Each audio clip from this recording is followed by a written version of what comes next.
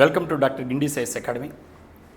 తిరుపతిలోని doctor Gindi science అకాడమీలో UPSC ఆస్పిరెంట్స్కి, ఏబీపీఎస్సీ ఆస్పిరెంట్స్కి, ఇతర కాంపిటేటివ్ ఎగ్జామ్స్కి కావాల్సినటువంటి డైలీ కరెంట్ అఫైర్స్ని ఎవ్రీడే మనము డైలీ కరెంట్ అఫైర్స్ సెషన్ కింద ఇస్తున్నాం. మీరందరూ కూడా దీన్ని రెస్పాండ్ అయినందుకు మీకు అందరిని అభినందిస్తూ ఈరోజు మరిన్ని మంచి అంశాలు ఉన్నాయి. ముఖ్యంగా ఎన్విరాన్మెంట్ అండ్ ఇకాలజీ సంబంధించినటువంటి అనేక అంశాలు, ఎగ్జామినేషన్లో మీకు కావాల్సినటువంటి అనేక అంశాలను ఈరోజు మనం డిస్కస్ చేస్తున్నాం. ఈరోజు మనకు ఉండేటువంటి వార్తల్లో ప్రధానమైన వార్త వెస్ట్ నైల్ ఫీవర్. దాని షార్ట్కట్లో మనం చూసినట్లయితే WNF అనే పేరుతో పిలుస్తారు.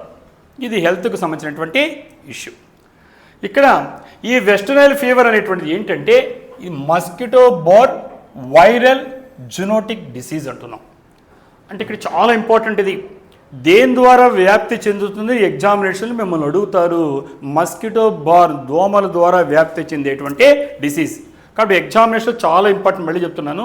కాబట్టి దేని ద్వారా వస్తుంది ఇక్కడ చేసిన ఇమేజ్ కూడా ఆ దోమ రకాన్ని అడుగుతాడు. ఏమి దోమ అంటే క్యూలెక్స్ మస్కిటో, అనాఫిలస్ క్యూలెక్స్ మీకు తెలుసు, మీకు ఉంటాయి. సో కాబట్టి ఇక్కడ మనం అనాఫిలస్ అయితే మళ్ళీ మేము బ్రెయిన్లోకి వస్తున్నామో క్యూలెక్స్ మస్కిటో. కాబట్టి ఇక్కడ మస్కిటో బోర్న్ డిసీజ్, అది కూడా జునోటిక్ డిసీజ్ అంటున్నాం. జంతువుల ద్వారా వ్యాప్తి చెందేటువంటి వ్యాధులు ఏమైతే ఉన్నాయో వాటిని జునోటిక్ అనే పదాన్ని వాడతాం. సో కాబట్టి ఇదేంటంటే ఈరోజు ముఖ్యంగా ఇంక్రీజ్ అటెన్షన్ ఇండియా, భారతదేశం అంతా అలర్ట్ అయిపోయింది. ఎందుకంటే చూసాం ఒకసారి కోవిడ్, తెలుసు మనకి ఎలాంటి ఇబ్బందులు వస్తాయో. కాబట్టి ఏదైనా సరే ఎక్కడైనా చూచాయిగా, ఎక్కడ ప్రపంచవ్యాప్తంగా ముఖ్యంగా ఇండియాలో ఏ స్టేట్స్లో అయినా చూచాయిగా మనకి ఏదైనా ఒక విషయం వస్తే అలర్ట్ అయిపోవాల్సిన అవసరం ఉంది, పబ్లిక్ హెల్త్ కాబట్టి ఇండియా ఏంటంటే increase attention India due to it's emergency new regions. ఎందుకంటే కొత్త ప్రాంతాలు వ్యాప్తి చెందుతూ ఉంది. ఒక చోట పర్వాలా, ఈ కొత్త ప్రాంతాలకు వస్తుంటే yes we must be very careful, we must be very alert అని అలర్ట్ అయిపోయింది. సో కాబట్టి దీన్ని ఎలా క్లాసిఫై చేశారంటే vector borne public health issue. అంటే ఏదైనా ఒక దాన్ని తీసుకొని దాని ద్వారా వస్తుందన్నమాట, డైరెక్ట్గా రాదు అది. సో అలాంటి దాని వెక్టార్, దానికి ఆశ్రయం కావాలి. ఇప్పుడు టెర్రరిస్ట్ ఉంటాడు, నేరుగా వచ్చి అటాక్ చేయకుండా ఎవరో ఒక ఇంట్లో కూర్చొని వాళ్ళ బాగా రెస్ట్ తీసుకొని మనం మామూలు అనుకుంటా అటాక్ చేస్తాడు అలా అన్నమాట. సో ఒక వెక్టార్ ద్వారా ఆశ్రయం పొంది దాని ద్వారా అటాక్ అయ్యేటువంటి, కాబట్టి దీన్ని అలర్ట్ అవ్వడం జరిగింది. అందువల్ల వార్తల్లోకి చూస్తున్నాం. ఈ వెస్ట్ నైల్ ఫీవర్ షార్ట్కట్లు ఏం చెప్పాను, WNF అంటున్నాం. WNF ఈ గుర్తుపెట్టుకోండి, లాస్ట్లో ఎఫ్ని, ఫీవర్. ఇది మొట్టమొదటిసారిగా ఎక్కడ చూస్తారంటే ఉగాండాలో 1937లో ఐడెంటిఫై చేయడం జరిగింది. ఏ ఇరమ్మా 1937లో ఉగాండాలో for the first time West Nile district. కాబట్టి వెస్ట్ నైల్ డిస్ట్రిక్ట్లో ఐడెంటిఫై చేశారు. కాబట్టి అప్పుడు వచ్చినటువంటి ఫీవర్ని వెస్ట్ నైల్ ఫీవర్ అనే పేరుతో పిలుస్తున్నారు. రైట్. మరి ఇంతకుముందు చెప్పిన మస్కిటో బోర్న్ డిసీజ్, దోమల ద్వారా, మస్కిటోస్ ద్వారా, అది కూడా క్యూలెక్స్, ఇది ఇస్తాడు ఎగ్జామినేషన్లో. క్యూలెక్స్ దోమ, అనాఫిలస్ కాదు, క్యూలెక్స్ దోమ వస్తుంది. కాబట్టి since spread across the globe. కాబట్టి 1937కు ముందున్న మనకు తెలియదు, మొట్టమొదటి గుర్తించింది అక్కడ. అప్పటి నుంచి మనం టోటల్గా అక్రాస్ ద గ్లోబ్ అంటే ప్రపంచవ్యాప్తంగా అన్ని దేశాల్లో ఈ WNF అనేటువంటిది వెస్ట్ నైల్ ఫీవర్ అని పిలువబడేటువంటి ఈ యొక్క జ్వరం అనేది ప్రపంచవ్యాప్తంగా అందరికీ పరిచయం అయిపోయింది. సరే, ఇప్పటి వరకు చూస్తే 19 కంట్రీస్, ఎన్ని కంట్రీస్? 19 దేశాలు. దాంట్లో చెప్పాలంటే అల్బేనియా కావచ్చు, ఆస్ట్రియా, బల్గేరియా, క్రొయేషియా, సైప్రస్, చెకియా, France, Germany, Greece, Hungary, Italy, North Macedonia, Romania, Serbia, ఇలా చెప్పుకుంటూ పోతే ఈ 19 కంట్రీస్లో ఇప్పటి వరకు చెప్పినటువంటి ఈ యొక్క క్యూలెక్స్ అనేటువంటి మస్కిటో దోమ కాటు వల్ల ఈ యొక్క వెస్ట్ నైల్ డిసీజ్ అనేది, ఫీవర్ అనేది రావడం జరుగుతుంది. మరి నెక్స్ట్ ఇమేజ్లో చూద్దాం కొన్ని అంశాలు. మరి వార్తల్లోకి ఎందుకు వచ్చింది అని చూస్తే వై ఇన్ న్యూస్, మరి ఎందుకు న్యూస్ పేపర్లో, నేషనల్ మ్యాగజైన్స్లో, నేషనల్ యొక్క ఉండేటువంటి ఎలక్ట్రానిక్ మీడియాలో కనిపించింది చూస్తే national centre for disease control ఉంటుందమ్మా, NCDC అంటారు, national centre for disease control, NCDC, national centre for disease control. ఈ వ్యాధులు అనేది ప్రబలకుండా ఉండడానికి కోసంగా, ఈ డిసీజ్ని కంట్రోల్ చేయడానికి జాతీయ స్థాయిలో ఉండేటువంటి కేంద్రాన్నే national centre for disease control, NCDC అంటారు. ఇది సౌండెడ్ ఏ కాషన్, హెచ్చరిక జారీ చేసింది అందరికీ. ఎందుకంటే ఇప్పుడున్న వ్యాధులు వస్తాయి, స్ప్రెడ్ అయిపోతుంది, ఎవరి పాటు ఎలా ఉంటారు. కాబట్టి దాని పని అదే. కాబట్టి తస్మాత్ జాగ్రత్త అని హెచ్చరించినట్టుగా ఇది రాష్ట్రాలను హెచ్చరించింది. ఎందుకంటే suspected case of West Nile fever in Ernakulam. Ernakulam ఎక్కడుంది? కేరళలో. ఎర్నాకుళము కేరళలో ఉంది. కాబట్టి ఇక్కడ సస్పెక్టెడ్ కేసెస్ అంటే కరెక్ట్గా కన్ఫర్మ్ కావచ్చు, కానీ ఇవి అనుమానాస్పదంగా WNF వెస్ట్ నైల్ ఫీవర్గా ఉండే కేసులుగా ఉన్నట్టున్నాయి, జాగ్రత్తగా ఉండండి, దోమకాటు వల్ల ఒకరి నుంచి ఒకరు స్ప్రెడ్ అయిపోవడం అవకాశం ఉంది అని రాష్ట్రాల్ని ఇప్పుడు చెప్పినటువంటి NCDC national centre for disease control హెచ్చరించడం జరిగింది. సరే, అక్కడతో ఓకే. ఇప్పటి వరకు మనం ఏంటంటే ఇది కేరళకే పరిమితం అనుకుంటున్నాం. అయితే India's first cluster out side between January and April 2026, West Bengal confirmed India's first geographically distinct cluster of Nipah virus infections outside Kerala. ఇది చాలా ఇంపార్టెంట్. నిపా వైరస్ కూడా మనం డిస్కస్ చేసాం ఇంతకుముందు. గబ్బిలాలు బ్యాట్స్ ద్వారా వస్తాయి కాబట్టి మనకు ఏని ద్వారా వస్తుంది చాలా ఇంపార్టెంట్. ఇంతకుముందు చెప్పినట్టుగా ఇది దేని వస్తుంది? మస్కిటో ద్వారా. నిపా వైరస్ దేని వల్ల వస్తుంది? బ్యాట్స్, గబ్బిలాల ద్వారా. ఇవి ఎగ్జామినేషన్లో గుర్తుపెట్టుకోవాలి. కాబట్టి ఇక్కడ వరకు ఈ కేరళకే పరిమితమైన నిపాది అనేది మనం చూసాం, వెస్ట్ బెంగాల్లో కూడా రిపోర్ట్ చేయడం జరిగింది. అలాగనే ఇక్కడ కూడా ఏంటంటే దీని ఒక క్లస్టర్ అంటాం, అంటే ఒక సముదాయం లాగా. ఇక్కడి నుంచి అవుట్ సైడ్ ద క్లస్టర్ అంటే ఫస్ట్ అవుట్ సైడ్ క్లస్టర్ కంటే వెస్ట్ బెంగాల్లో కనపడడం జరిగింది. ఎక్కడి నుంచి జరిగింది?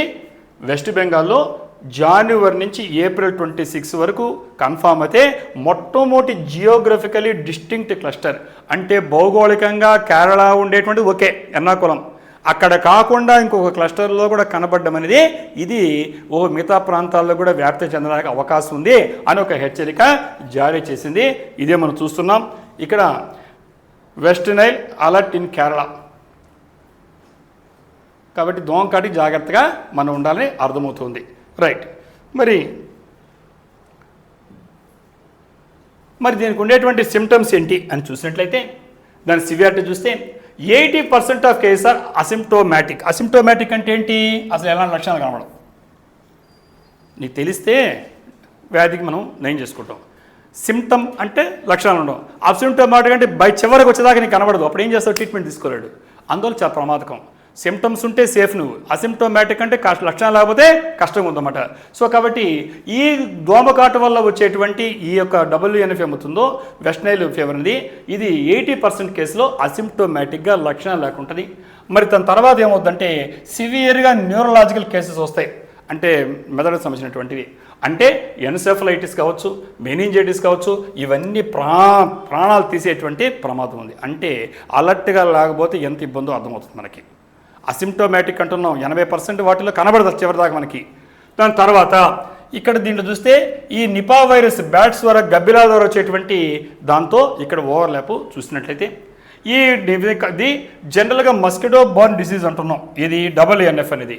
ఇక్కడ అదే సమయంలో ఈ నిపా వైరస్ అంటే గబ్బిలా వైరస్ NIV ఏమవుతుందో ఇది కూడా వెస్ట్ బెంగాల్లో అవుట్ బ్రేక్ అయింది. అంటే వెస్ట్ బెంగాల్లో ఇక్కడ కేరళలో ఉంది, అక్కడ వెస్ట్ బెంగాల్ చాలా దూరంగా ఉన్నాయి. కానీ ఇక్కడ వచ్చినటువంటి బ్యాట్స్ ద్వారా వచ్చినటువంటి డిసీజ్ వెస్ట్ బెంగాల్లో కలిసే cluster out side of cluster అంటున్నాం. అలాగని ఇక్కడ వచ్చినటువంటి డిసీజ్ అక్కడ కూడా ప్రత్యక్షమైంది. ఇది మనం టేస్ట్ అవుట్ చేయాల్సినట్టు సైంటిస్టులు పరిశోధన చేయాలి. ఎందుకు వెళ్తున్నా, ఏ రకంగా స్ప్రెడ్ అవుతుంది. ఏమో బ్యాట్స్ ద్వారా వచ్చింది నిపా వైరస్, ఇదేమో మస్కిటో ద్వారా వస్తుంది. మరి కేరళ ఎక్కడ ఉంది? వెస్ట్ బెంగాల్, కానీ చాలా రాష్ట్రాలు ఉన్నాయి మధ్యలో, అక్కడ మాత్రం ఎందుకోసం ఇవి మనం ఇన్వెస్టిగేట్ చేసుకొని మనం చేయాల్సిన అవసరం ఉంది. కాబట్టి ఇక్కడ మనకు ఈరోజు కేరళ కావచ్చు, వెస్ట్ బెంగాల్ కావచ్చు, ఇవన్నీ కూడా సరిగా నిఘా పెట్టి జనరల్గా చెప్పాలంటే ఈరోజు మనంతా కూడా ICMR Indian council of medical research అఖిల భారత వైద్య పరిశోధన మండలి ఉంది మనకి. సో వాళ్ళ ఆధ్వర్యంలో ఈరోజు పరిశోధనలు జరుగుతున్నాయి. మరి ఇక్కడ కానీ ఒక లక్షణాలు కానీ చూసారంటే ఇప్పుడే మనం మాట్లాడినట్టుగా ఈ వెస్ట్ నైల్ వైరస్ అనేది ఏ విధంగా అంటే ఇప్పుడే చెప్పిన ఫీవర్ వస్తుంది. ఇక్కడ కూడా వచ్చాం, ఫీవర్, ర్యాషెస్, దద్దురులాగా వస్తాయి ఒళ్ళంతా కూడా, బాడీ ఎక్స్ ఇడంతా కూడా పుండ్లాగా కనిపిస్తాయి, జాయింట్ పెయిన్లు కనిపిస్తాయి. సో అలాగనే హెడేక్ వస్తుంటుంది, డయేరియా వస్తుంటుంది, టాయిలెట్స్కి వెళ్ళిపోతుంటారు, వామిటింగ్ వస్తుంటాయి. సో ఇలాంటి లక్షణాలు కనిపిస్తాయి. కాబట్టి ఇలాంటి లక్షణాలు అనేవి కనిపించేసి మీరందరూ కూడా WNF ఊహించుకోబాకండి. బట్ మనము జాగ్రత్త అయితే మంచిది, డాక్టర్ దగ్గరికి వెళ్ళడం మంచిది, టెస్టులు చేయడం మంచిది. ఇలాంటి లక్షణాలు అలర్ట్గా ఉండండి. నెక్స్ట్, సరే మనకి ఎగ్జామినేషన్ పాయింట్ ఆఫ్ వ్యూలో మీరందరూ కూడా UPSC APPC రాసేటువంటి అభ్యర్థులు కాబట్టి ఎగ్జామినేషన్ పాయింట్ ఆఫ్ వ్యూ చూస్తే ఇక్కడ మనకి కొన్ని టెర్మినాలజీ అవసరం అవుతుంది. కీ టర్మ్స్ అంటారు వీటిని. వెక్టార్ అంటే క్యూలెక్స్ మస్కిటో.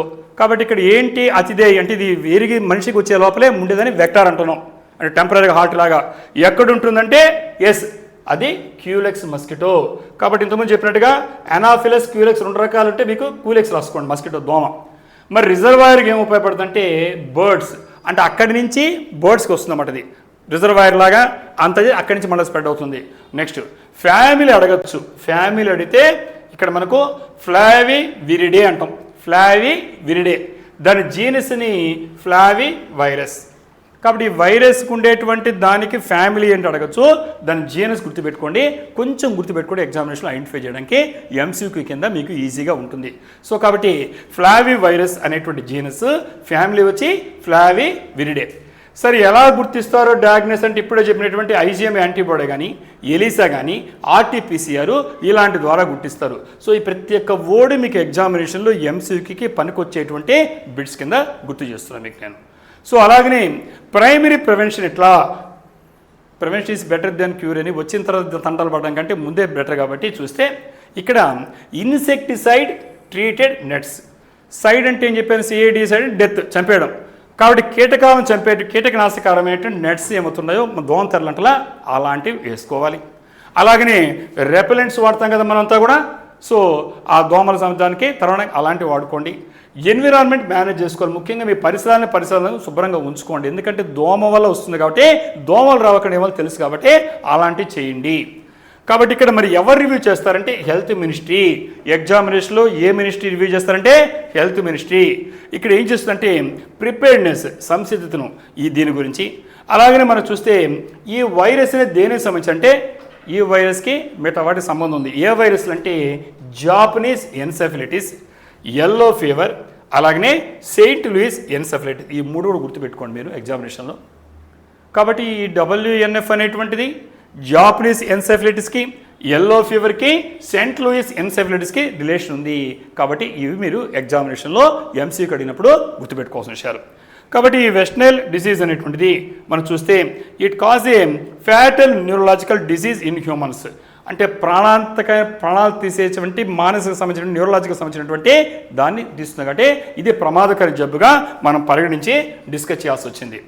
మరి ఎగ్జామినేషన్లు ఇంతకుముందే చెప్పినట్టుగా అటు యూపీఎస్సీ కావచ్చు, ఏపీపీఎస్సీ కావచ్చు, మనకు ముఖ్యంగా ఏంటంటే హెల్త్కు సంబంధించి కానీ, అలాగనే ఎమర్జింగ్ డిసీజ్ అని అడుగుతాడు. అంటే కొత్తగా వస్తుంటాయి ఇవి కానీ, ఈ వెక్టార్ బోర్న్ కానీ, ఇలాంటి వాటి విషయాల్లో మనకి యూపీఎస్సీ, ఏపీపీఎస్సీ వాళ్ళకి ఇది WNF ఉపయోగపడుతుంది. నెక్స్ట్ ఈ డిసీజ్ యొక్క సర్వేలెన్స్ ఇంతకుముందు చెప్పినట్టుగా ఈ వెస్టర్నైల్ వైరస్ అనేటువంటిది దేనివల్ల వస్తుంటే ఫ్లావీ వైరస్ అని చెప్పాను. సో ఇక అదేవిధంగా ఇక్కడ ఈ రిలేషన్ గుర్తుపెట్టుకోండి, bird mosquito human. Bird mosquito human. ఈ మస్కిటోస్ ఏం చేస్తున్నాయి, రిజర్వాయర్లకు బర్డ్స్ని కుడుతున్నాయి, అవి మళ్ళీ వాటి ద్వారా హ్యూమన్స్కి స్ప్రెడ్ అవుతున్నాయి. కాబట్టి ఈ విధంగా మనకు మస్కిటో, బర్డ్, హ్యూమన్ అనేటువంటి ఇది ఒక సైకిల్ లాగా జరుగుతుంటుంది. ఇది ఎగ్జామినేషన్లో ఈ కాంబినేషన్ మీరు గుర్తుపెట్టుకోవాల్సినటువంటి అవసరం ఉంది. అలాగని సిమిలారిటీస్ ఇంతకుముందు చెప్పాను. సో ఇది జాపనీస్ ఎన్సెఫలైటిస్ పాటుగా డెంగ్యూ లాంటి వాటికి, ఇది డెంగ్యూ చూస్తుంటాం మనం, చాలామంది డెంగ్యూ అంటే కామన్ అయిపోయింది. దోమల దగ్గర గుడుచుకోవడం, పోయి హాస్పిటల్ అడ్మిట్ కావడం, ప్లేటెట్స్ తగ్గిపోయింది చెప్పడం, బొప్పాయిలు తినడం చూస్తాం, పాపాయి అనేసి. సో కాబట్టి ఈ డెంగ్యూకి, జాపనీస్ ఎన్సెఫలైటిస్కి దీనికి దగ్గర సంబంధాలు, లక్షణాలు మనకు కనిపిస్తుంటాయి, సిమ్టమ్స్. కాబట్టి ఇక్కడ మనకు ఎయిటింగ్ కావాలంటే ఇది ఇంపార్టెంట్. ఎగ్జామినేషన్ మిమ్మల్ని అడుగుతాడు, వన్ హెల్త్ అప్రోచ్ అంటాడు. ఏమంటాడు దాన్ని? వన్ హెల్త్ అప్రోచ్ అనే పేరుతో ఎగ్జామినేషన్లో మీకు క్వశ్చన్ వస్తుంది. వన్ హెల్త్ ఎగ్జాంపుల్ అంటే ఇవన్నీ కూడా చెప్పాను. జూనోటిక్ డిసీజ్ అంటాం, అంటే జంతువుల ద్వారా సంక్రమించేటువంటి జబ్బులు ఏమవుతున్నాయో మానవులకు వచ్చేవాటిని జూనోటిక్ అంటాం. సో కాబట్టి ఇది ప్రైమ్ ఎగ్జాంపుల్, ప్రధానమైనటువంటి ఒక మంచి ఉదాహరణగా చెప్పుకోవచ్చు అనమాట. కాబట్టి ఇక్కడ ఏమవ్వాలి, ఎప్పుడైతే జూనోటిక్ డిసీజ్ అంటే హ్యూమన్స్ కంటే ఎవరు వెటర్నరీ డాక్టర్స్ ఉంటారు, అంటే కోఆర్డినేషన్ కావాలి మనకి. అర్థమంటే మీకు జూనోటిక్ అని ఇదే కాదు, ఏ డిసీజ్ అయినా సరే జంతువుల ద్వారా మనుషులు సంక్రమించే దాంట్లో ఇక్కడ కోఆర్డినేషన్, సమన్వయం ఉంటేనే సాధ్యపడుతుంది. అందువల్ల కోఆర్డినేషన్ ఎవరికి కావాలంటే వెటర్నరీ వాళ్ళకి, హ్యూమన్ పబ్లిక్ హెల్త్ అథారిటీస్కి కావాలి. ఇది ఎంతవరకు బ్రేక్ అవుతుంది, ఎంతవరకు అని ఇలాంటి విషయాలు చెక్ చేసుకోవాలి. అందుకే ఎగ్జామినేషన్లో దీన్ని ఏమంటారంటే వన్ హెల్త్ అప్రోచ్ అనే పేరుతో క్వశ్చన్ ఇస్తాడు. వన్ హెల్త్ అప్రోచ్ అంటే coordination between veterinary people, doctors and human health public authorities. అంటే మానవులకి సంబంధించిన డాక్టర్లు, ఈ వెటనరీ సంబంధించిన డాక్టర్లు సమన్వయంతో పనిచేయడాన్ని ఈ జూనోటిక్ డిసీజెస్లో, జంతువుల ద్వారా సంక్రమించే వ్యాధుల్లో ఉండే అప్రోచ్నే వన్ హెల్త్ అప్రోచ్ అంటారు. అర్థమా? ఈ వన్ హెల్త్ అప్రోచ్ అది చాలా ఇంపార్టెంట్ కాన్సెప్ట్. సో మరి ప్రివెన్షన్ యాక్షన్ ఎలా ఉంది, దీని పాలసీలను చూస్తే ముఖ్యంగా చెప్పాలంటే మస్కిటోని కంట్రోల్ చేస్తే సరిపోదు కదా, మెయిన్ ప్రధాన మస్కిటో కదా.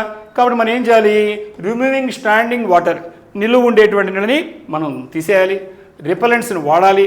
సో కాబట్టి అంతేకాదు వ్యాక్సిన్ ఉందా అంటే నో స్పెసిఫిక్ హ్యూమన్ వ్యాక్సిన్, ఇప్పటి వరకు ఎలాంటి వ్యాక్సిన్ మనవులకి కనిపెట్టలేం. కాబట్టి మనం అంతా ఏం చేయలేం. కాబట్టి రాకముందు చేసుకొని నిలువు నీరుని లేకుండా చేసుకోండి. దాంతోపాటుగా రిపెలెంట్స్ని వాడండి.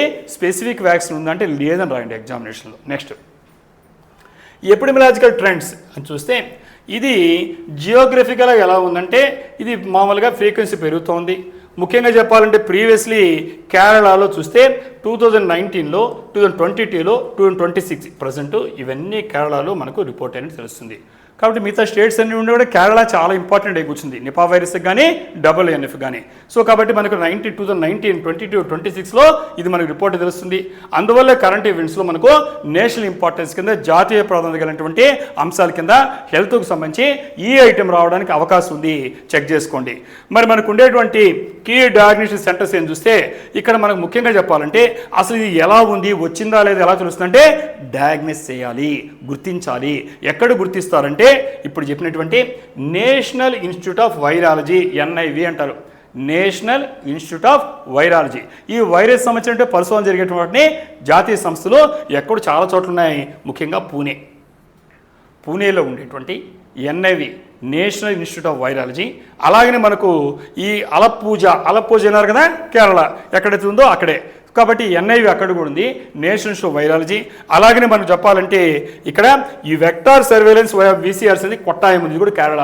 సో ఇక్కడ మనకు ఈ విధంగా ఈ కీ డయాగ్నోస్టిక్ సెంటర్స్ మనకు కనిపిస్తాయి. మరి ఎగ్జామినేషన్లో ప్రిలిమ్స్ ఇంతకుముందు చెప్పినట్టుగా బిట్స్ రూపంలో UPSC కానీ APPSCకి ముఖ్యంగా దేనికి పనికొస్తుందంటే ఇది ఇన్క్లూజన్ కింద పబ్లిక్ హెల్త్ ప్రిపేర్నెస్, ఏ రకంగా ప్రజలకు సంబంధించిన ఆరోగ్యానికి సంబంధించి ప్రిపేర్నెస్, సన్నద్ధత ఎలా ఉన్నారు. అలాగనే మనకు ఎన్విరాన్మెంట్ హెల్త్ మేనేజ్మెంట్, ఈ పరిసరాలు హెల్త్కి సంబంధించి ఏ రకంగా ఆరోగ్య సంబంధించినటువంటి నువ్వు మేనేజ్ చేస్తున్నావు, నిర్వహిస్తున్నావు. అలాగనే ఎమర్జింగ్ ఇన్ఫెక్షన్స్ డిసీజెస్ స్టడీస్, ఈ కొత్త రకాల జబ్బులు వస్తుంటే వీటికి సంబంధించి ఎలా అధ్యయనం చేస్తాం. ఇలాంటి అంశాలపైన అటు UPSCకి ఇటు APPSCకి ఎగ్జామ్స్ వస్తాయి. ఇప్పుడు ఇచ్చిన కంటెంట్ని మళ్ళీ మీరు చూసి రాసుకొని నోట్స్ తయారు చేసుకోండి. ఈ విధంగా ఎగ్జామినేషన్లో ఒక బిట్ మీకు ఖచ్చితంగా దీని నుంచి రావడానికి ఛాన్సెస్ అయితే కనబడుతున్నాయి. నెక్స్ట్ దాని తర్వాత ఇంకో వైరస్, ఈరోజంతా కూడా మీకు బయాలజీ, ఎన్విరాన్మెంట్, ఇకాలజీ, హెల్త్కి సంబంధించిన ఐటమ్స్ తీస్తున్నాను ఈరోజు నేను ఒక లింక్ లాగా మీకు, అంటే ఖచ్చితంగా వీటికి రావడం అవకాశం ఉంది. కాబట్టి హంటా వైరస్ విన్నారు, హంటా వైరస్ విన్నారు, ఎప్పుడు విన్నారు, ఇప్పుడు చూస్తున్నారు. కరోనా బీభత్సంలాగా హజ్మత్ సూట్స్లో కనిపించేటువంటి ఈ డ్రెస్సులు వేసుకుంటారు, వీళ్ళు కనిపిస్తున్నారు మీకు. ఆఖరికి ఏరియల్ వీతో ఫోటోలు తీశారు, దగ్గర పోవడానికి ధైర్యం చూడడం లేదు, షిప్ని ఆపేశారు. కాబట్టి దీనికి సంబంధించి ఎగ్జామినేషన్లో క్వశ్చన్స్ రావడానికి అవకాశం ఉంది, లేటెస్ట్ బర్నింగ్ ఇష్యూ. కాబట్టి దీన్ని హంటా వైరస్, ఇందాక WNF అని చెప్పాము, ఇప్పుడు హంటా వైరస్ గురించి ఇంకో వైరస్ గురించి మాట్లాడుతున్నాం. కాబట్టి ఈ కరోనా వచ్చినప్పటి నుంచి అందరూ వైరస్లతో భయపడిపోతున్నాం. కాబట్టి ఇది ఎగ్జామినేషన్లో మళ్ళీ మీకు ఒక బర్నింగ్ ఇష్యూ అవుతుంది, బర్నింగ్ టాపిక్. ఎస్, ఈ రీసెంట్గా ఈ హంటా వైరస్ ఏమో పిలుస్తున్నామో ఇది ఏం చేసిందంటే అవుట్ బ్రేక్ అయింది. ఎక్కడ అవుట్ బ్రేక్ అయింది? MV హోండియస్, ఇది ఇంపార్టెంట్ టర్మ్ అమ్మ. MV హోండియస్ గుర్తు, షిప్ పేరు MV హోండియస్. ఆ షిప్ అంటే క్రూయిజ్ షిప్, ఇది MV హోండియస్ అనేటువంటి చోట అవుట్ బ్రేక్ ఒక్కసారిగా ప్రబలిపోయింది. ఏది? Hanta virus. అప్పుడు వార్తల్లోకి వచ్చింది, ప్రపంచవ్యాప్తంగా అన్ని దేశాలు అలర్ట్ అని మనం కూడా చూస్తున్నాం దాన్ని. ఇది ఏంటంటే ఎట్లా జరిగిందంటే దీంట్లో ఇది ఒక షిప్ అమ్మ, ఇక్కడ చూస్తున్నారు, ఇది షిప్, ఇది దీని పేరు MV హోండియస్ అనేటువంటి షిప్. ఇదేం చేసిందంటే ఇక్కడ ఈ cluster of hantavirus infections has been reported and the Dutch flagged, అంటే డచ్కి సంబంధించినటువంటి షిప్ అనమాట. ఇది డచ్ ఫ్లాగ్డ్ క్రూయిజ్ షిప్ అంటాం. ఈ షిప్ పేరే MV హోండియస్. ఈ MV హోండియస్ అనేటువంటి డచ్కి సంబంధించినటువంటి షిప్లో ఒక్కసారిగా ఈ హంటా వైరస్ ఇన్ఫెక్షన్స్ ఏమవుతున్నాయో అది ప్రబలినాయి. ఈ ప్రబలైతే ఇక్కడ ఏం జరిగిందంటే మొట్టమొదటి చెప్పాలంటే ఇవి ఏంటంటే రోడెంట్ బోర్న్, ఇంతకుముందు చెప్పాను నిపా దేనివల్ల వస్తుంది? బ్యాట్స్ వల్ల వచ్చింది. డబుల్ ఎం దేని వస్తుంది? క్యూలెక్స్. మరి ఒక్కోటి దేని ద్వారా వస్తుంది? చాలా ఇంపార్టెంట్ ఎగ్జామినేషన్లో. ఇది దేని ద్వారా వస్తుంది అంటే రోడెంట్స్ అంటే ఏంటి? ఎలుకలు అండి. అంటే చాలా ప్రమాదకరం, అర్థం కదా? ఎలుకలు అండి. రోడెంట్ బోర్న్ వైరస్ అనే వెసల్ అంటే ఒక షిప్లో ఈ రోడెంట్ బోర్న్ ఎలుకల ద్వారా ప్రబలినటువంటి వ్యాధి హంటా వైరస్. ఏ షిప్ పేరు? డచ్కు సంబంధించినటువంటి ఎంవి హోండియస్ అనే షిప్లో ప్రబలింది. సరే, ఇది ఏం జరిగిందంటే ఈ షిప్ అనేది అంటే ఇక్కడ మనం చెప్పాలంటే ఉషియా అర్జెంటీనా నుంచి బయలుదేరి ఏప్రిల్ 1, 26లో బయలుదేరి 147 మంది ప్యాసింజర్లు 141 ప్యాసింజర్స్తో బయలుదేరడం జరిగింది. ఇది జరిగిన తర్వాత దాంట్లో సిబ్బంది కూడా ఉన్నారు. తర్వాత ఈ 23 నేషనాలిటీస్ 23 దేశాలు చుట్టేసింది. ఇప్పుడు భయం అంతా అసలు ఏ దేశం నుంచి వచ్చింది, ఆ దేశానికి అంటించేందుకు సమస్య కూర్చుంది. చూసాం మనం కరోనా వైరస్ కదేందో. అసలు ఎక్కడ స్టార్ట్ అయింది ఇంపార్టెంట్, ఎక్కడెక్కడ అంటుకొచ్చిందో ఇంపార్టెంట్, ఇది ట్రేస్ చేసుకోవాలి ఇప్పుడు మనం. కాబట్టి బయలుదేరింది ఇది 147 ప్యాసింజర్స్తో ఉంది, క్రూతో సిబ్బందితో ఉంది, 23 దేశాలు తిరిగేసింది. ఎక్కడ తిరిగి ఆగిందంటే అంటార్కిటిక్ రీజియన్స్లో ఆగింది, సౌత్ జార్జియా ఆగింది, అట్లాంటిక్ ఐలాండ్స్లో ఆగింది, ఇక్కడికి కేప్ వర్డీ చేరే లోపల ఇవన్నీ చేసి పడేసింది. ఎన్ని తిరిగి తిరిగేసింది. ఇక్కడ చూడండి ముచ్చటగా ఉన్నాయి కదా ఎలుకలో. ఇవి హంటా వైరస్ని మోసుకొచ్చినటువంటి ప్రాణాంతకమైనటువంటి ఇప్పుడు ఆలోచిస్తున్నాం. మరి ఏం జరిగింది అంటే ఈ కేసు డీటెయిల్స్ ఏంటి, టైం లైన్ అంటే మే 4th ఉండే ప్రకారంగా చూస్తే 7 కేసెస్ వేర్ ఐడెంటిఫైడ్. మరి మనం ఆ రోజు చూస్తే మే 4th వచ్చేకాలకి 7 కేసులు, ఒక్క షిప్లోని 7 కేసులు వచ్చాయి. ఆ 7 కేసుల్లో 2 వచ్చి ల్యాబుల ద్వారా కన్ఫర్మ్ అయిపోయినాయి. హంటా వైరసే, దాని డౌట్ లేదు. హంటా వైరస్ ఇన్ఫెక్షన్ని ల్యాబ్ ద్వారా టెస్ట్ చేయడం జరిగింది, కన్ఫర్మ్ చేశారు. 5 కేసులు సస్పెక్టెడ్గా ఉన్నాయి. తర్వాత 3 మరణాలు సంభవించాయి, 3 డెత్స్. మీకు అర్థమైంది. ఒక షిప్లో మనం ఉండేటువంటిది ఐడెంటిఫై చేస్తే వాటిల్లోకి వచ్చేకాలకి 2 కన్ఫర్మ్ అయిపోయినాయి, 3 చనిపోవడం జరిగింది. కాబట్టి ఎంత ప్రమాదకరం అర్థమైంది. 3 చనిపోయారు. తర్వాత 1 క్రిటికల్ ఇల్ పేషెంట్, ఇంకా చాలా తీవ్రంగా ఉన్నాడు. 3 మైల్డ్ కేసెస్. సరే, సిమ్టమ్స్ అనేటివి ఎప్పుడు ప్రారంభమైనా అంటే ఏప్రిల్ 6 నుంచి 28 మధ్యలో లక్షణాలు స్టార్ట్ అయినాయి. ఏంటి ఆ లక్షణాలు అంటే ఫీవర్ వచ్చింది, హెడేక్ వచ్చింది, డయర్ వచ్చింది and progress to pneumonia. Pneumonia అంటే లంగ్స్ వాటిలో నీళ్ళు లాంటి జాడు న్యూమోనియా అంటాం. ఇవి స్టార్ట్ అయింది. రెస్పిరేటరీ డిస్ట్రెస్ అంటే నీకు శ్వాస పీల్చుకోవడం ఇబ్బందులు, షాక్, దిగ్భ్రాంతి గురడం. సో ఈ విధంగా ఫస్ట్ విక్టిమ్ ఎవడంటే 70 years ఉండేటువంటి డచ్ మ్యాన్ చనిపోయాడు. ఆయన తర్వాత ఆయన భార్య కూడా చనిపోయింది పాపం హంటా వైరస్తో. సో ఈ విధంగా తన తర్వాత బ్రిటిష్ మ్యాన్ చనిపోయాడు. సో ఆ విధంగా ఈ విధంగా చెప్పాలంటే ఇలా జరుగుతున్నాయి. సో కాబట్టి ఇక్కడ ఉండేటువంటి దాన్ని చూస్తే అసలు ఈ వైరస్ అనేది ఏ రకంగా హంటా వైరస్ చూస్తే ఈ virus content in rodent faeces, faecal వెళ్ళే టాయిలెట్స్, ఆ ఎలుకలు ఉంటాయి కదా, ఆ టాయిలెట్ కూర్చుంటే వాటి ద్వారా ఇలా గాలి పీల్చి inhalation of germs by humans, ఇలా గాలి పీల్చుకుంటే అక్యూట్ రెస్పిరేటరీ డిస్ట్రెస్ స్టార్ట్ అవుద్ది. సరే, సిమ్టమ్స్ ఎలా ఉంటాయంటే ఇలా ఉంటాయి. హెడేక్ చెప్పాను, ఫీవర్ చెప్పాను, ఫెటిక్ అలసిపోయినట్టుగా ఉంటాం, డయేరియా వస్తుంటుంది, చలిచి వణికిపోతుంటాం, బ్యాక్ పెయిన్ వస్తుంటుంది, మజిల్ పెయిన్ వస్తుంది. ఇలాంటి లక్షణాలతో కలిగి ఉంటాయి. కాబట్టి ఎగ్జామినేషన్లో మీకు వారి యొక్క క్యారెక్టర్స్ ఎలాంటి సిమ్టమ్స్ కూడా గుర్తుపెట్టుకోండి. మరి నెక్స్ట్ ఇప్పుడే చెప్పాను ఈ సిమ్టమ్స్ అనేది ఫీవర్తో స్టార్ట్ అవుతాయి, హెడేక్ వస్తుంది, చలి పుడుతుంటుంది. దాని తర్వాత సివియర్గా రెస్పిరేటరీ ఇష్యూస్ వచ్చేసి మనకు గాలి పీల్చలేనటువంటి పరిస్థితి వస్తుంది. దీన్ని హంటా వైరస్ పల్మోనరీ సిండ్రోమ్ అంటే హెచ్పిఎస్ అనే పేరుతో పిలుస్తాం. సిండ్రోమ్స్ ఇవన్నీ. సో పల్మోనరీ అంటే ఊపిరితిత్తులు, దానికి సంబంధించిన సిండ్రోమ్. రీనల్ ఫెయిల్యూర్, కొన్నిసార్లు కిడ్నీలు ఫెయిల్ అయిపోతాయి. సో కాబట్టి ఇన్ని రకాల సమస్యలకి దారి తీసేదే హంటా వైరస్. సో మనం ఇప్పుడే ఈ యొక్క దాన్ని సిమ్టమ్స్ చూడడం జరిగింది. మరి రీసెంట్గా ఇంటర్నేషనల్ కంటెక్స్ట్లో చూస్తే మనం మే 4, 2026 కానీ చూసినట్లయితే ఇక్కడ వరల్డ్ హెల్త్ ఆర్గనైజేషన్ ఏమవుతుందో అది ఏం చేసిందంటే ఈ అవుట్ బ్రేక్ అనేది, ఈ క్రూయిజ్ షిప్ అనేటువంటిది ఏమవుతుందో ఇది ఎక్కడి నుంచి ఎక్కడ బయలుదేరింది? అర్జెంటీనా నుంచి ఆఫ్రికాకు బయలుదేరింది. ఎక్కడి నుంచి బయలుదేరింది? Argentina to Africa. అది ఇక్కడ కనీసం 2 కన్ఫర్మ్ ఇచ్చింది.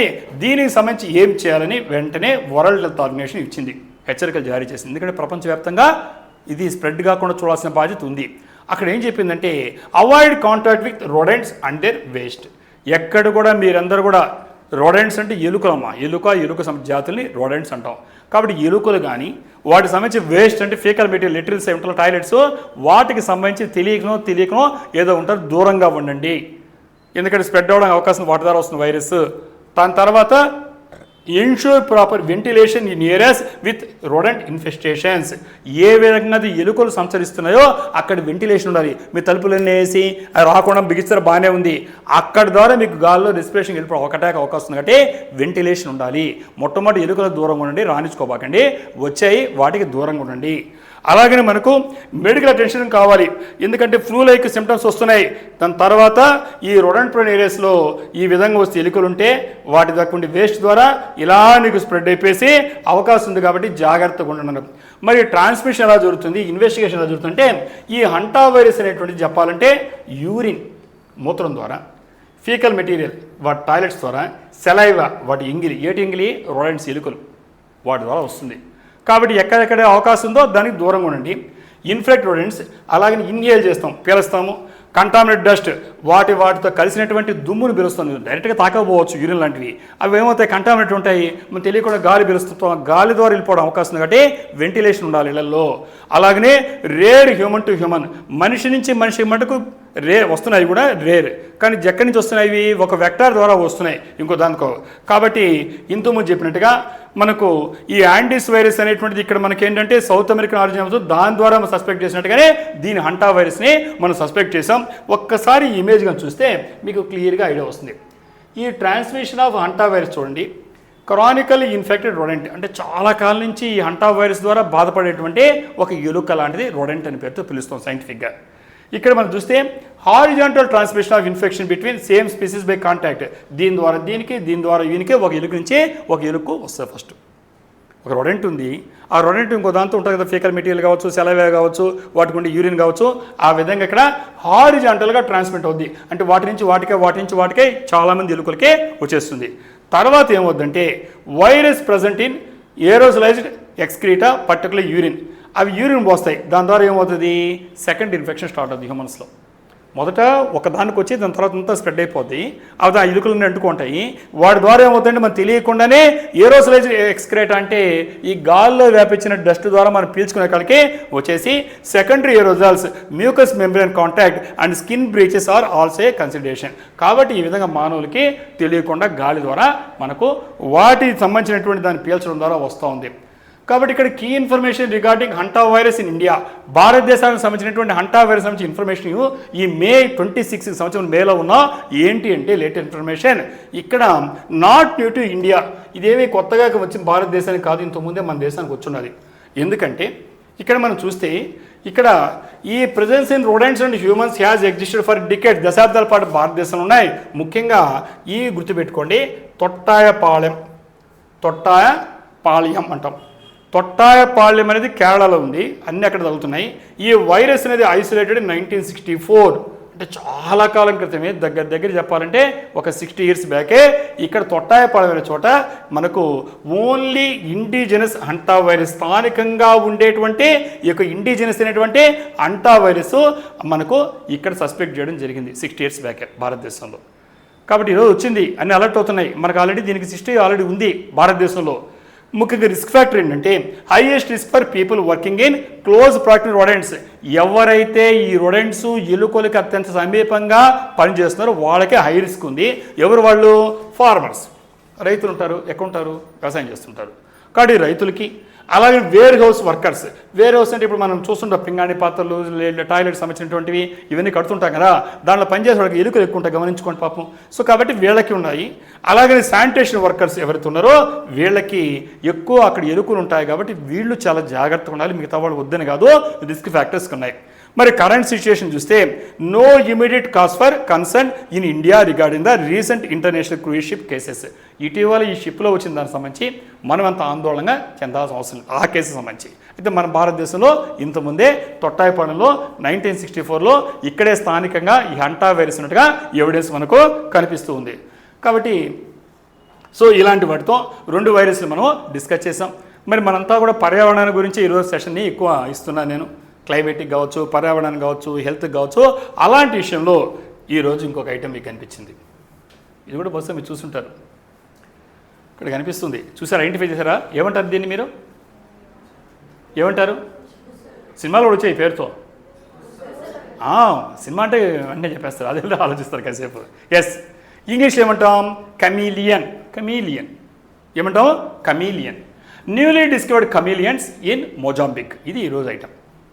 మన బయాలజీ కావచ్చు, ఎన్విరాన్మెంట్ కావచ్చు, ఇలాంటి ఇష్యూస్ ఎగ్జామినేషన్ వచ్చినప్పుడు ఎంపీసీ వాళ్ళు, సైన్స్ బ్యాక్గ్రౌండ్ వాళ్ళు, కామర్స్ వాళ్ళు, ఆర్ట్స్ వాళ్ళు వీళ్ళు ఇబ్బంది పడుతుంటారు. బయాలజీ వాళ్ళు బాగా రాస్తారు. బట్ బయాలజీకైనా ఎవరికైనా కూడా అవసరమైనటువంటి ఇన్ఫర్మేషనే ఈరోజు మనము ఎగ్జామినేషన్లో యూపీఎస్సీకి, ఏపీపీఎస్సీకి అన్ని ఎగ్జామ్స్కి వచ్చేటువంటి ఒక ఐటమ్ని డిస్కస్ చేస్తున్నాయి ఈ సెషన్లో. వైఎన్ న్యూస్ ఎందుకు వార్తల్లో ఉంది? Yes, that is important.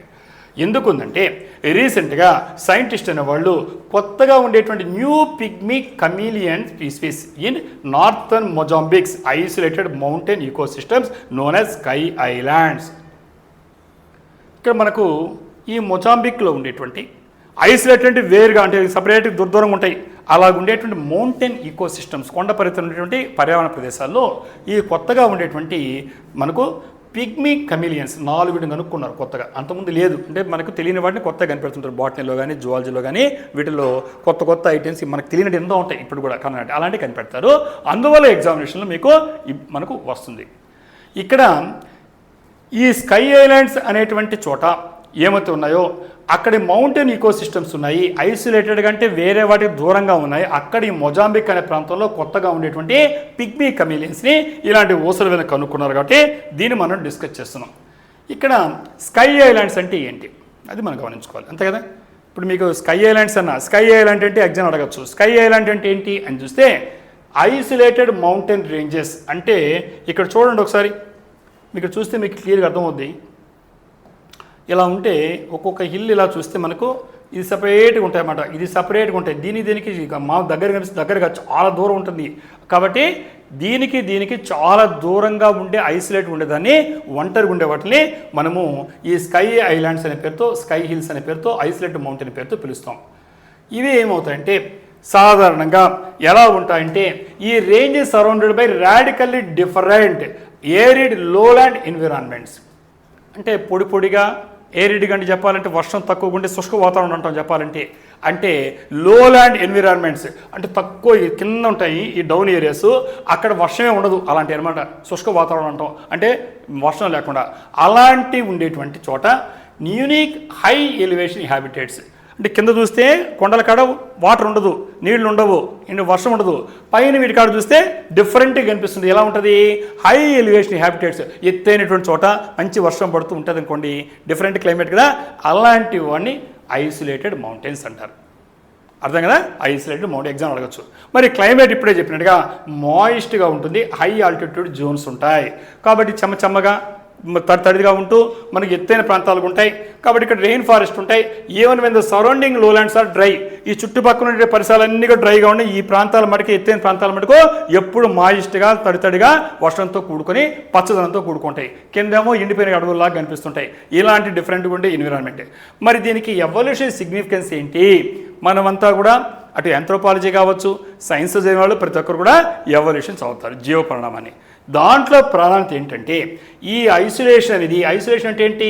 సపరేట్గా ఎవరికి సంబంధం లేకుండా వేరేగా ఉండడాన్ని ఐసోలేషన్ పిలుస్తున్నాం. దీనివల్ల స్పీసియేషన్, స్పీసీస్ అంటే జాతి, స్పీసియేషన్ అంటే కొత్త జాతులు ఏర్పడడం. మనంతా రకరకాలుగా కనిపిస్తున్నాం. ఎలా వచ్చాం? ఎవల్యూషన్లో కొత్త రకమైనటువంటి జాతులు పుడుతూ వచ్చాయి. అది origin of species, Charles Darwin మహాశయుడు చెప్పింది. కాబట్టి ఇలాంటి వాతావరణంలో ఉండడం వల్ల, ఐసోలేట్గా వేరేదంటుండడం వల్ల దాంతో కొత్త రకమైనటువంటి స్పీసీస్, దాన్ని స్పీసియేషన్ అంటారు ప్రక్రియని, ఆ ప్రాసెస్ని అలా ఏర్పడడానికి ప్రాధాన్యత ఉంది. ఆ విధంగా మనకు రిజల్టింగ్ హై ఎండిమిజం. ఎండిమిజం అంటే ఏంటి? స్థానికంగా కొత్త జాతులు పుడతాయి, వేరే చోట లేకుండా ఇక్కడ మాత్రమే ప్రత్యేకమైనటువంటి జాతులు పుట్టడాన్ని ఏమంటామో ఇక్కడ ఎండిమిజం అంటాం. అంటే స్థానికంగా ఎక్కడెక్కడ లోకల్గా ఉండేటువంటి జాతులు పుడతాయి స్పీసియేషన్ ద్వారా. అవి ఎలా ఉన్నాయి? హై ఎండిమిజం అంటే పూర్తి భిన్నంగా మిగతా ప్రాంతాలకే వేరేగా ఉండే జాతులు పుడతాయి. అందువల్లే ఇకాలజీలో కానీ, ఎవల్యూషన్లో కానీ, ఆంథ్రోపాలజీలో కానీ ఇలాంటి మనకు ఉండేటువంటి స్కై ఐలాండ్స్ ఏమవుతున్నాయో, ఐసోలేటెడ్ మౌంటైన్స్లో చాలా ప్రాధాన్యత అర్థమైంది మీకు. కాబట్టి ఎగ్జాంపుల్ చూస్తే మీకు అర్థం కావాలంటే మనకు ఈ ఓల్డ్ వేస్ చెప్తున్నాను. ఉదాహరణకి ఇక్కడ స్కై ఐలాండ్స్ అనేది ఈ అరిజోనా కానీ, మెక్సికో కానీ చూస్తే ఇక్కడ మాడ్రియన్ స్కై ఐలాండ్స్ ఉన్నాయి. మాడ్రియన్ స్కై ఐలాండ్స్ ఎక్కడున్నాయమ్మా? అరిజోనా, మెక్సికోలో. మరి భారతదేశంలో చెప్పండి సార్, ఇండియాలో మాకు ఈజీగా అంటే ఎస్, ఇండియాలో వెస్ట్రన్ ఘాట్స్ ఉన్నాయి. పశ్చిమ కనులు అంటున్నాం, అక్కడ షోలా ఫారెస్ట్ ఉన్నాయి. ఇది మీరు గుర్తుపెట్టుకోండి ఎగ్జామినేషన్. ఇండియాలో షోలా ఫారెస్ట్ ఎక్కడున్నాయి? వెస్ట్రన్ ఘాట్స్, పశ్చిమ కనులు అంటాం తెలుగులో, అక్కడ కనిపిస్తాయి. ఏంటివి? ఎవల్యూషన్ సిగ్నల్స్ ఉండేటువంటి స్కై ఐలాండ్స్. అంటే ఇక్కడ కొత్త రకమైన జాతులు పుట్టడానికి అవకాశం ఉంది, మిగతా ప్రాంతాల కంటే భిన్నంగా కనిపిస్తుంది. మరి ఇకలాజికల్ ఇంపార్టెన్స్ ఏంటి, పర్యావరణ ప్రాముఖ్యత ఏంటని చూస్తే ఈ స్కై ల్యాండ్స్ అనేటువంటి natural research sites for studying speciation. నువ్వు ఒక ఎవల్యూషన్ అధ్యయనం చేయాలంటే, ఒక జాతులు ఎలా పుడుతున్నాయి, కొత్త జాతులు ఎలా వస్తున్నాయి అధ్యయనం చేయాలంటే ఎస్ ఇక్కడ వెళ్ళాలి. నువ్వు జువాలజిస్టా, బాటనిస్టా, లేదంటే ఆంథ్రోపాలజిస్టా, ఏదో ఒక హిస్టరీ, ఏదో పరిశోధన చేసేవాడివి. కొత్త జాతులు ఎలా పుడుతున్నాయి అధ్యయనం చేయాలంటే ఎస్ ఇవి right place, natural research sites. నీ ల్యాబుల్లో పరిశోధన చేయక్కర్లా, ప్రకృతి పరంగా న్యాచురల్గా నువ్వు పరిశోధన చేయడానికి తగిన ప్లేసులు. కాబట్టి ఇక్కడ మనకు ఎండమిక్ స్పీసీస్, ఎండమిక్ అంటే ఏం చెప్పాను, స్థానికంగా ఉండేటువంటి కొత్త కొత్త జాతులు అక్కడ ఉండేటువంటివి ఇక్కడ మనకు హై ప్రపోర్షన్లో కనిపిస్తాయి. కాబట్టి క్రిటికల్ ఫర్ కన్జర్వేషన్ బయాలజీ. కాబట్టి ఏవైతే పరిరక్షక బయాలజీ అని చెప్తున్నామో దాంట్లో చాలా ప్రాముఖ్యతం. సరే, ఇక మన సబ్జెక్ట్కి ఈ బ్యాక్గ్రౌండ్లో మీకు స్కై ఐలాండ్ తెలిసిపోయింది, ఐసోలేటెడ్ తెలిసిపోయిన మౌంటైన్స్. అంటే ఇప్పుడు ఈ బ్యాక్గ్రౌండ్లో ఇప్పుడు మనం మాట్లాడేటువంటి న్యూస్ గురించి మాట్లాడదాం. ఓకే, అర్థమవుతుంది కాబట్టి మీకు. రైట్, ఈ కమేలియన్ అనేటువంటిది ఏంటి అంటే, ఇవి ఒక విధంగా చెప్పాలంటే ఊసరి వెళ్ళారు బాగుంది, తొండలు లాంటివి అనుకోండి, తెలుగులో లిజార్డ్స్ అంటున్నాం. ఇవి ఓల్డ్ వరల్డ్ నుంచి వచ్చాయి. ఎక్కడి నుంచి? Old world. ఇక్కడ కూడా మీకు కొంతమందికి ఐడియా ఉండదు, కొంతమందికి ఐడియా ఉండొచ్చు. ఓల్డ్ వరల్డ్, న్యూ వరల్డ్ రెండు పదాలు ఉంటారు. ఓల్డ్ వరల్డ్ అంటే పాత ప్రపంచం తెలుగులో. కాబట్టి ఏషియా కానీ, యూరోప్ కానీ, ఆఫ్రికా కానీ, ఈ మూడింటి ఖండాలని, కాంటినెంట్స్ని కలిపి ఓల్డ్ వరల్డ్ అంటాం. అర్థమే కదా? ఆఫ్రికా, ఏషియా అండ్ యూరోప్ని ఓల్డ్ వరల్డ్, పాత ప్రపంచం అంటాం. న్యూ అమెరికా కానీ, సౌత్ అమెరికా కానీ, నార్త్ అమెరికా కానీ, కరేబియన్స్ కానీ, వీటిని న్యూ అమెరికా, న్యూ వరల్డ్ అంటాం. పాత ప్రపంచం, కొత్త ప్రపంచం. కాబట్టి మన ఎవల్యూషన్ పాయింట్ ఆఫ్ వ్యూలో మనం ఎప్పుడైనా చదవాలంటే బాటనీ కానీ, జువాలజీ కానీ, ఆంథ్రోపాలజీ, మన పుట్టుకలు కానీ చదవాలంటే ఓల్డ్ వరల్డ్ చాలా ఇంపార్టెంట్. పాత ప్రపంచం మొట్టమొదటిటువంటి కాంటినెంట్స్, ఖండాల గురించి నేర్చుకుంటాం. కాబట్టి ఇవి స్పెషలైజ్డ్ లిజార్డ్స్. ప్రత్యేకంగా ఈ కమీలియన్స్ అని పిలువబడేటువంటి, తెలుగులో ఊసరవెల్లు పిలువబడేటువంటి, తొండలకు రూపాంతరం చేసి రంగులు మార్చేటువంటివి ఏమవుతున్నాయో అవి ఈ పాత ప్రపంచం లేదా ఓల్డ్ వరల్డ్ సంబంధించినటువంటి లిజర్డ్ రెప్టైల్స్, అంటే పాకేటువంటి జంతువులు అని అర్థం. రైట్, ఇవి చేంజ్ కలర్, రంగు మార్చేస్తాయి thanks to special skin layers. ఎందుకు చెప్పాను ఎట్లా మారుస్తున్నాయి? దానికి ఉండేటువంటి ప్రత్యేకంగా ఉండేటువంటి స్కిన్ లేయర్స్. ఈ చర్మపు పొరలు ఉంటాయి, విత్ టైనీ క్రిస్టల్స్ ఉంటాయి. అంటే స్ఫటికాలలాగా రకరకాల కంటికి కనిపించిన చిన్న ఉంటాయి. వాటి వల్ల రంగులుగా అవి మారిపేసి ఆ పరిసరాలు తగినట్టుగా మారుస్తాయి. కాబట్టి ఊసలు వెళ్ళ రంగులు మార్చబాకరాన్ని కూడా సామెత వాడుతుంటాం, పొలిటీషియన్స్ ఎక్కువ చేస్తుంటారు. ఈ పార్టీ నుంచి ఆ పార్టీకి, ఆ పార్టీ నుంచి ఊసలు వెళ్ళి అని మాట వాడుతుంటారు, కమీలియన్స్ అని. రైట్, ఈ కలర్ చేంజ్ అనేది mainly used for communication and controlling body temperature, not just for hiding. అందరూ ఏమనుకుంటారంటే ఈ కమీలియన్స్ అనేటువంటివి ఊసలు వెళ్ళి కేవలం హైడింగ్ కోసంగా, దాక్కోవడం కోసం మాత్రమే రంగులు మారుస్తాయి అంటారు. వాటి కోసం అయి ఉండొచ్చు, వాటితో పాటుగా కమ్యూనికేషన్, అది ఒకదాంతో కమ్యూనికేట్ చేసుకుంటాయి. ఎందుకంటే రంగు మార్చాయంటే దానికి ఉండేటువంటి తాటి జీవికి కమ్యూనికేట్ చేస్తున్నాయి. అలాగనే కంట్రోలింగ్ బాడీ టెంపరేచర్, మనకంటే మనం ఈరోజు చెప్పాలంటే మనమంతా వామ్ బ్లడెడ్ అని అంటాం. మనం పరిసరాల తగ్గట్టుగా టెంపరేచర్ మారిపోతాం, అడ్జస్ట్ చేసుకుంటుంది. అవన్నీ ఇవి ఎట్లా మార్చుకోవాలంటే ఎస్ ఈ బాడీ టెంపరేచర్ అనుకూలంగా మార్చుకోవడానికి క్రిస్టల్స్ని మార్చడం ద్వారా మార్చుకుంటుంది. కాబట్టి హైడింగే కాకుండా, దాక్కోవడం కోసమే కాకుండా, శత్రువులను తప్పించుకోవడం కోసం కాకుండా, కమ్యూనికేషన్ కోసంగా, అలాగనే బాడీ టెంపరేచర్ కోసం చూసిన ఇక్కడ చూడండి, ఈ రంగు కాసేపు మారిపోద్ది అన్నమాట. ఇలా ఉంటుంది. దాన్ని ఊసలు వెళ్ళి కమీలియన్ పేరుతో పిలుస్తున్నాం. మరి ఇక్కడ మనం ఇప్పుడు మీకు ఒక బ్యాక్గ్రౌండ్ వచ్చింది, ఇప్పుడు మాట్లాడేటువంటి టాపిక్ వచ్చింది, వార్తలు వచ్చింది, పిగ్మీ కమీలియన్స్. పిగ్మీ అంటే ఏంటి? మనుషులు పిగ్మీలు తెలుసు కదా, ఎక్కడ ఉంటారు? ఆఫ్రికాలో ఉంటారు, ఇంత ఉంటారు, వాళ్ళని పిగ్మీ అంటారు. విన్నారు కదా, పిగ్మీస్ అనే పేరుతో మనుషుల్ని చిన్న పొట్టిగా ఉంటారు, 4 అడుగులు ఉండేటువంటి పిగ్మీలు అంటారు. మరి ఇక్కడ పిగ్మీ అంటే మరుగుజ్జులు అని అర్థం. కాబట్టి చిన్నవి అనమాట. కాబట్టి ఈ pygmy chameleon is a general term used for the miniature forest chameleons. ఏవైతే మినియేచర్గా, మినీ తాజ్మహల్, చిన్న తాజ్మహల్ అట్లా ఔరంగాబాద్లో, ఆ విధంగా ఇప్పుడు చెప్పినటువంటి ఈ కమీలియన్స్ ఏమవుతున్నాయో వాటిలో చిన్నగా ఉండేటువంటి ఫారెస్ట్ కమీలియన్స్, అడవి జాతికి చెందినటువంటి ఊసరవెల్లినే పిగ్మీ కమీలియన్స్ అనే పేరుతో పిలుస్తున్నాం. ఇవి దేని చెందుతాయంటే ఈ జనరా. ఏం జనరా అది? ఇక్కడ చెప్పాలంటే రాంఫోలియన్ అండ్ నడ్జీ కాంబియా 2 రకాల జనరా ఇచ్చాం. చూడండి, ఈ జనరా ఇంపార్టెంట్. జనరా అంటే తెలుగులో ప్రజాతి. మన ఉదాహరణకి హోమో సాపియన్స్ అంటున్నాం. హోమో అనేది ప్రజాతి, జీనస్, స్పీసీస్ అని హోమో సాపియన్స్. అలాగనే ఇక్కడ చెప్పాలంటే ఈ రాంఫోలియా అనేటువంటి ఒక జీనస్ కావచ్చు, లేదంటే నడ్జీ కాంబియా జీనస్ కావచ్చు, ఈ రెండింటికి చెందినటువంటివి పిగ్మీ కమీలియన్స్. పిగ్మీ అంటే చిన్న చిన్న పొట్టిగా ఉండేటువంటి ఫారెస్ట్ కమీలియన్స్. ఈ 4 ఇచ్చాను చూడండి. ఇక్కడ చూడండి ఒకసారి. ఈ 4 మీరు చూసుకొని దీని తర్వాత వీటికి ఎక్స్ప్లెనేషన్ ఇస్తున్నా. సరే, వీటికి మనం ఇంతకుముందు చూసినట్టుగా మనం ప్రైమేట్ అని ఆర్డర్ చెందినాం, హోమో సాపియన్స్ మన మనుషులం. అలా ఆర్డర్ ఇంపార్టెంట్ ఎగ్జామినేషన్లో. ఆర్డర్ ఏ క్రమం అంటే స్క్వామేటా అంటే మనకు స్కేల్డ్ రెప్టైల్స్ అంటే భూమి పైన పాకేటువంటి ప్రాకుడు జంతువుల్ని మనం ఏమంటున్నామంటే రెప్టైల్స్, తెలుగులో సరీసృపములు అంటాం. అంటే క్రోకడైల్ కావచ్చు, లిజర్డ్ బల్లి కావచ్చు, ఇవన్నీ కూడా అలాంటివి. తొండ లాంటివి, ఊసర వెల్లు లాంటివి, ఇవి కూడా భూమి పైన పాకుతాయి. కాబట్టి ఈ రెప్టైల్స్ అంటే భూమి పైన సమాంతరంగా తమ పొట్టని తీసుకెళ్తూ వెళ్తున్నాయి కాబట్టి దాన్ని అంటున్నాం. ఇవి స్కేల్డ్ అంటే పొలుసులు ఉన్నాయి కాబట్టి దాన్ని స్క్వామేటా అనేటువంటి ఆర్డర్లో చేర్చడం జరిగింది. స్కేల్స్ ఉంటాయి కాబట్టి స్క్వామేటా. నెక్స్ట్ ఫ్యామిలీ ఏంటి అంటే ఆర్డర్ కింద ఫ్యామిలీ వచ్చింది. ఇంతకుముందు చెప్పినట్టుగా కమేలియోనిడే అంటాం. సో దాన్ని కమేలియన్స్ అనే పేరుతో పిలుస్తున్నాం. జీనస్ చెప్పాను, 2 రకాల జీనస్ ఉన్నాయి. ఇక్కడ ఒక రకం జీనస్ తీసుకున్నాం, ఎందుకంటే ఇప్పుడు 4 దానికి సంబంధించినట్టు కాబట్టి.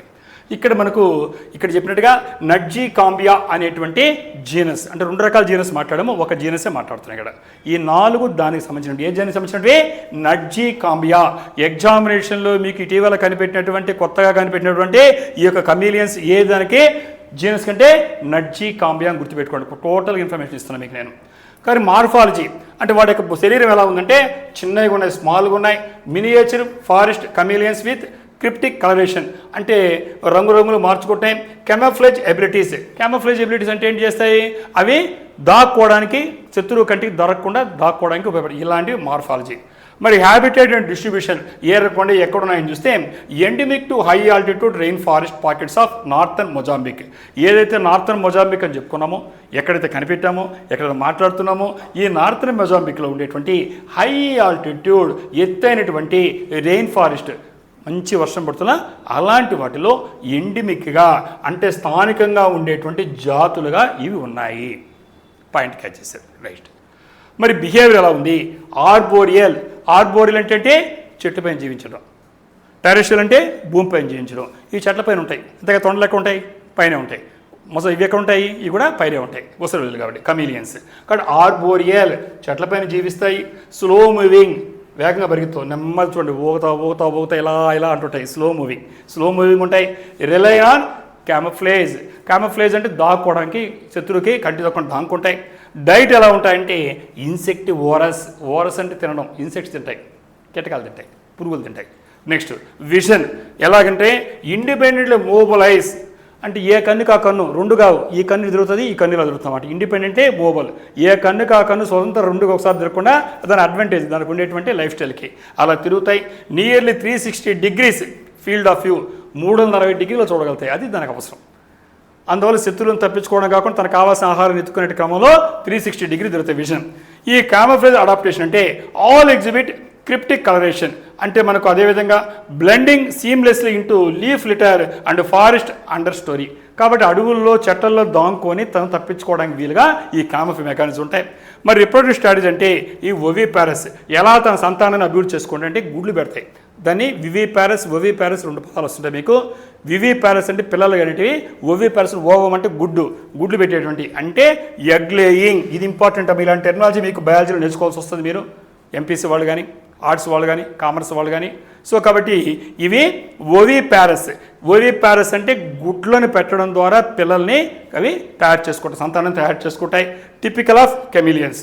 నెక్స్ట్ మరి లాస్ట్ పాయింట్, ఇప్పుడు కొత్తగా కనిపెట్టిన దాని గురించి ఇంత బ్యాక్గ్రౌండ్ ఇవ్వాల్సి వచ్చింది మీకు. ఎందుకంటే ఇవి ఏమీ తెలియకుండా చెప్పాను, ఇంకోసం ఏం అర్థం కాదు. కాబట్టి కెమిలియన్ అంటే ఏంటి, ఎలా ఉంటుంది, ఏ రకమైన ఆర్డర్, దాని పర్యావరణంలో ఎట్టుంది అన్నీ చెప్పి ఇప్పుడు నేను ఈ 4 రకాలు ఏంటో మాట్లాడుతున్నాను.